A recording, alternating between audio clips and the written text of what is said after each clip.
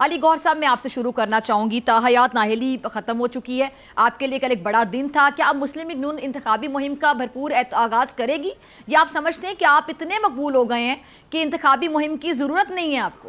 देखें डॉक्टर साहब, बात यह है कि मुस्लिम लीग नून ने तो उसी वक्त इंतखाबी मुहिम का स्टार ले लिया था जिस वक्त नवाज शरीफ साहब ने मीनार पाकिस्तान के ऊपर जलसा किया और लतूफ़ा की तादाद में अवाम ने इनका वालहाना इस्तकबाल किया। और दूसरी बात यह है कि आपने देखा है कि जाहिर है कि PMLN के जो पार्लिमानी बोर्ड की मीटिंग हुई है वो अभी रिसेंटली तकरीबन वो तमाम काम कंप्लीट हुआ है, तो उसमें भी पूरे पाकिस्तान से और बिल्कुल पंजाब से बहुत ज़्यादा एप्लीकेशन थी।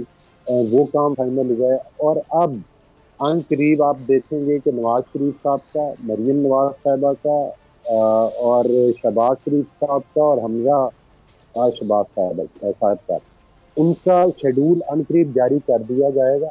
और ये हमारे चारों लीडरान और हमारी दूसरे जो सरकर्दा लीडर हैं वो पूरे पाकिस्तान में जो है वो इलेक्शन कैंपेन भी चलाएंगे और जलसे भी करेंगे। और ख़ास तौर पर जो जहाँ तक कंसिक्वेंसीज है उसका बिलावल भुट्टो साहब की मैं इंट्रो में आपके वो सुन रहा था बातें, तो कंसिक्वेंसीज में तो नून लीग जो है वो पूरी साल नजर आती है। मैं इस वक्त भी अपनी इलेक्शन कैंपेन पे हूँ जब आपके साथ बात कर रहे हैं, और जो उम्मीदवार हैं हमारे वो अपने हलकों में जलसे भी कर रहे हैं, वो रैलियां भी कर रहे हैं, वो कॉर्नर मीटिंग भी कर रहे हैं, वो 200 करोड़ के साथ कैंपेन भी चला रहे हैं। तो मैं समझता हूँ कि ये सिर्फ उन्होंने जो आज बात की है और 2 दिन तक फिर उनको अपना नुक्ता नज़र तब्दील करना पड़ेगा और उनको तब्दील होता हुआ नज़र भी आएगा। अवाम का जमे गफीर है जो मुख्तलिफ कंसिक्वेंसीज में अल्हम्दुलिल्लाह नून लीग के साथ है। हतमी फैसला तो 8 तारीख को होना है। बहरहाल अगर बिलावल साहब को अगर वो लाहौर में आए हैं और वो मतलब है कि इलेक्शन कॉन्टेस्ट करना चाहते हैं और उनकी पार्टी, तो हम उनको वेलकम करते हैं, ये सियासत का हिस्सा है। वो आए और वो देखें कि अगर लाहौर के अवाम, जिसका कि उन्होंने कल भी जिक्र किया था, वो ये समझते हैं कि कराची लाहौर से बेहतर है और पीपल्स पार्टी ने लाहौर में और अंदरून सिंध में अपनी कारकर्दगी जो है वो अच्छी दिखाई है, तो यकीनी तौर पर फिर इनको अवाम रिस्पॉन्स करेंगे।